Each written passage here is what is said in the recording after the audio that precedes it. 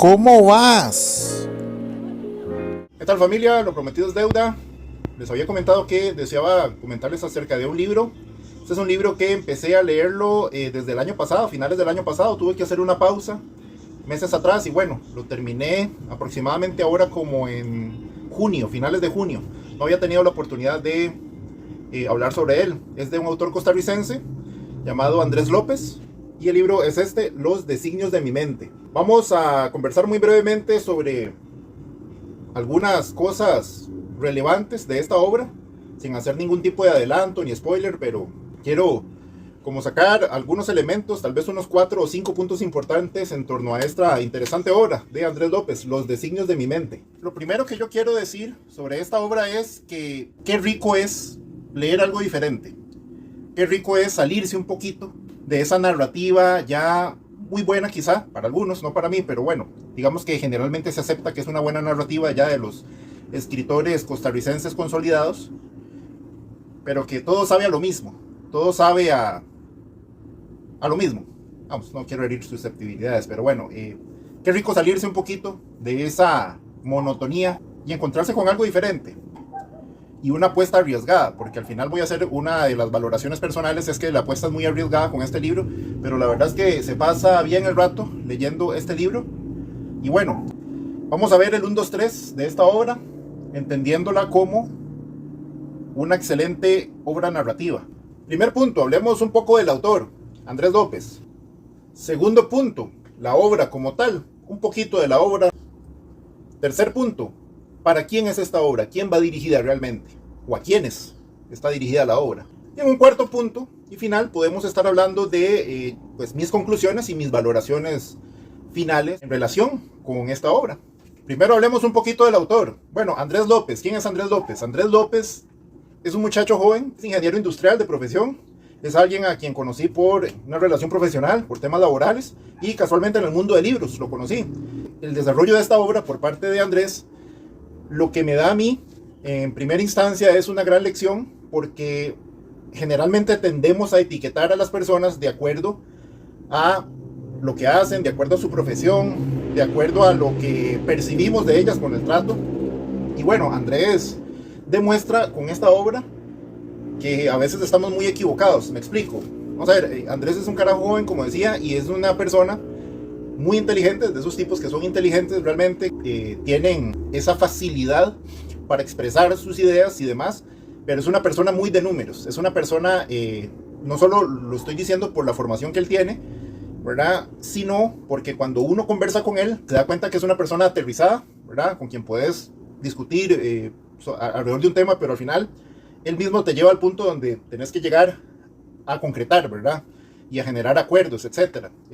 Hice varias negociaciones durante algunos años con él, y bueno, uno no esperaría que una persona tan de una formación científica, de números, tan de lo que es datos y cifras y números y ciencia pura y dura, ¿verdad? Tenga la sensibilidad y la capacidad de plasmar sus ideas a una obra literaria que no tiene nada que ver con esa área de conocimiento, ¿verdad? Con el área científica y demás. Es una primer gran lección que me da a mí, ¿verdad? Cada vez la vida nos sorprende con estas cosas. Me recordó mucho a un profesor que tuve en la universidad hace muchísimos años, que bueno, él era máster en finanzas, ¿verdad? Un profesor de finanzas, y que escribía poesía. Era increíblemente bueno para la poesía. Entonces esto me recuerda mucho a eso, y quien menos uno espera termina sorprendiéndote con una muy buena obra como esta. Vamos al punto, la obra como tal. Yo de hecho fui uno de los primeros, creo, en haber comprado este libro cuando Andrés lo publicó. El mismo fue publicado en la editorial Edinexo. Recuerdo que bueno, yo se lo compré, de hecho él me lo dio firmado.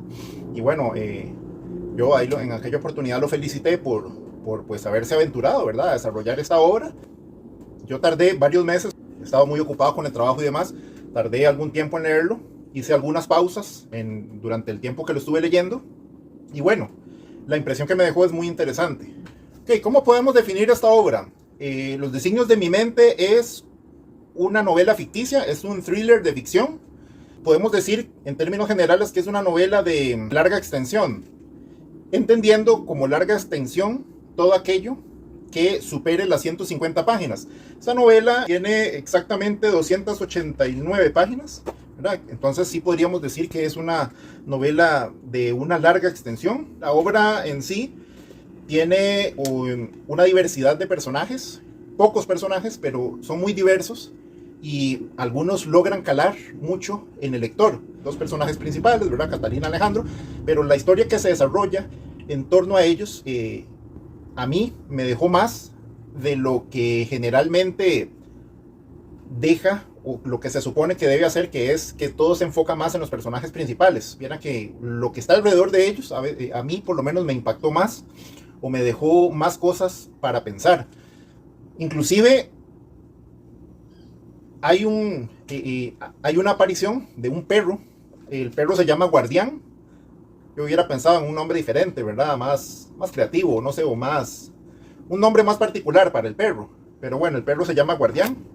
Y ahí se da pues un suceso bastante emotivo en torno al perro Guardián. De hecho, uno de los puntos que hay que anotar sobre esta novela es que es una montaña rusa de emociones. Y es un sube y baja en torno a lo que es la tensión que se genera, porque tiene un poco de todo. La novela tiene momentos bastante emotivos, inclusive en algunos de los momentos el lector puede sensibilizarse un poco y no se asuste, pues alguna persona pues le baja una lágrima por las mejillas, porque sí tiene su parte emotiva. Pero también tiene todo lo contrario, su parte donde uno pues aprieta los dientes, ¿verdad? Y la cosa se pone tensa, con momentos de acción inclusive. Tiene un poco de todo y eso es un punto interesante de la novela. Logra enganchar al lector. Uno de los puntos importantes de esta obra y de los puntos altos para mí, antes de que se me escape, de hecho que lo recuerdo, es que este libro, por parte del autor, refleja mucha autenticidad, refleja mucha originalidad, ¿verdad? ¿A qué me refiero con esto? Cuando yo estuve leyendo este libro, uno trata, es inevitable eso, uno se remonta a otras obras que ha leído.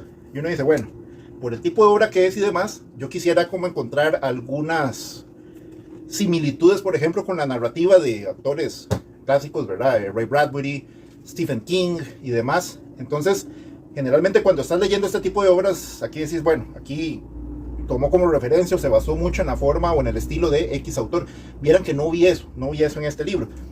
Podría uno inferir que tal vez hubo como algunas cosas que quiso tomar de algunas obras, pero en términos generales no vi que esta obra tuviera ese querer sustraer esta idea para plasmarla, ese copy-paste, llamémoslo así. Vieran que no lo vi mucha autenticidad y es un punto bastante alto para mí dentro de esta obra. La obra es un carrusel de emociones. Muchos, como es mi caso, generalmente leemos esto y queremos buscar dónde está la acción, dónde está el suspenso, ¿verdad? La trama. Pero como les decía, tiene sus momentos también de interiorizar emociones y demás. Y uno de esos, de hecho, voy a compartir por ahí una de mis partes favoritas en el libro, página 84, 85. 84, 85, es una parte muy bonita del libro y muy emotiva. Me permito narrarla por acá. Y dice así: cerré mis ojos, abracé muy fuerte a personaje. Mis padres entraron en la habitación y todos caímos en un único abrazo.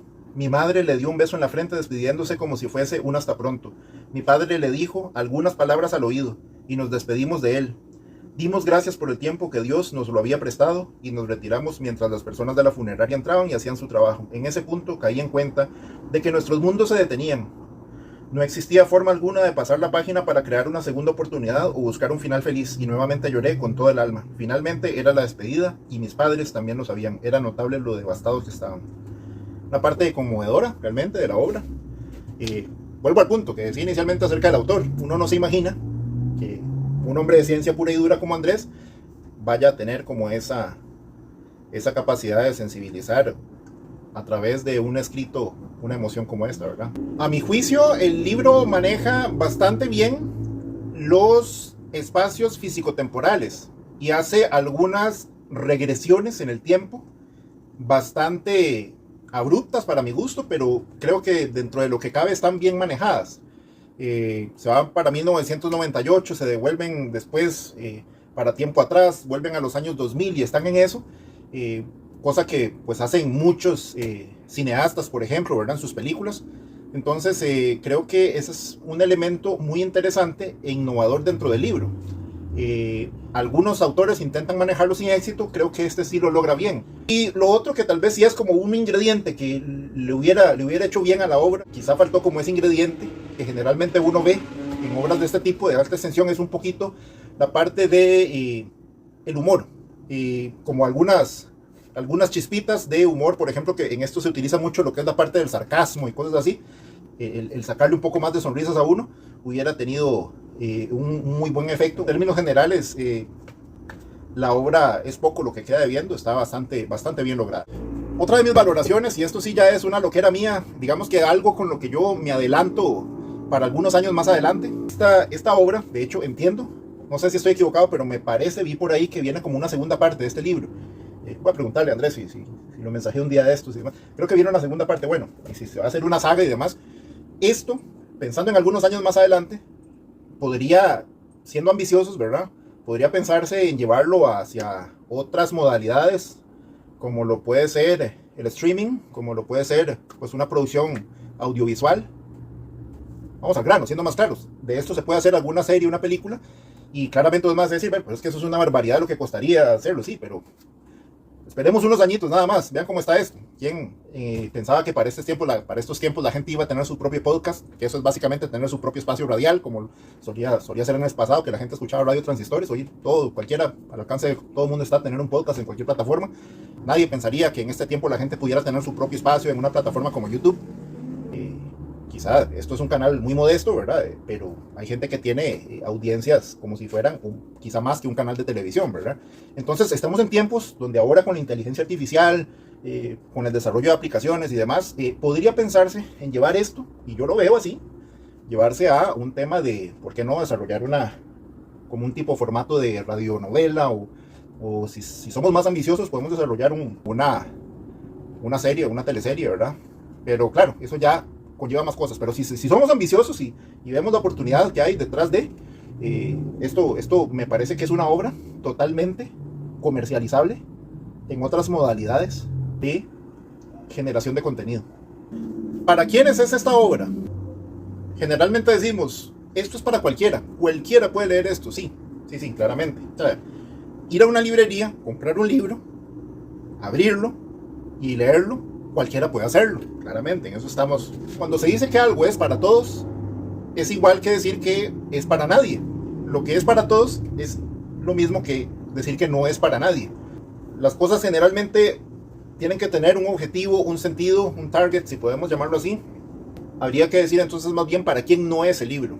El libro yo no lo recomendaría, esto es una de mis apreciaciones personales, yo no lo recomendaría para alguien que está empezando a leer y que pues algún muchacho, ¿verdad? O inclusive muchos adultos que empiezan a adquirir el hábito de la lectura ya en avanzada edad, empiezan a leer pues relatos cortos, cosas más livianas, ¿verdad? Ya cuando te encuentras una obra de casi 300 páginas con cierta complejidad narrativa y demás, no vas a disfrutarlo tan bien. Entonces, recomendado que sea como para lectores ya un poquito más, con más páginas, más recorrido en la lectura, ¿verdad? Esa es mi recomendación, pero todos podemos hacer el intento y de verdad que podemos atrevernos a leer esto. Y bueno, como último punto, esto pues lo conseguimos en la editorial Edinexo. Pueden meterse a la página web de la editorial Edinexo, en las redes sociales de Andrés López. Creo que él sí, a diferencia mía, que solo tengo este canal de YouTube, creo que Andrés sí tiene o debe tener bastante más actividad a nivel de redes sociales. Pueden buscarlo en Instagram y otras redes por acá en sus perfiles de autor. Y bueno, entiendo, no estoy seguro, pero entiendo que ya el libro se está vendiendo en las principales librerías, entiéndase Librería Internacional, ¿verdad? El líder del mercado, las librerías Universal.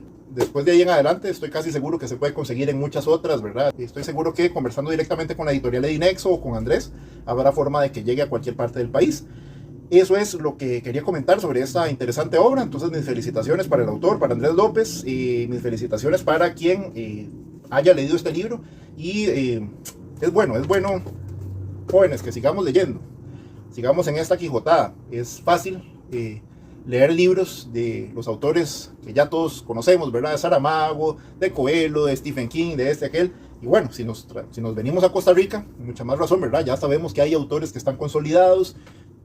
Leamos algo diferente. Esto es algo diferente, es parte de lo que por lo menos a mí me gusta llamarle la nueva generación de autores costarricenses, ¿verdad?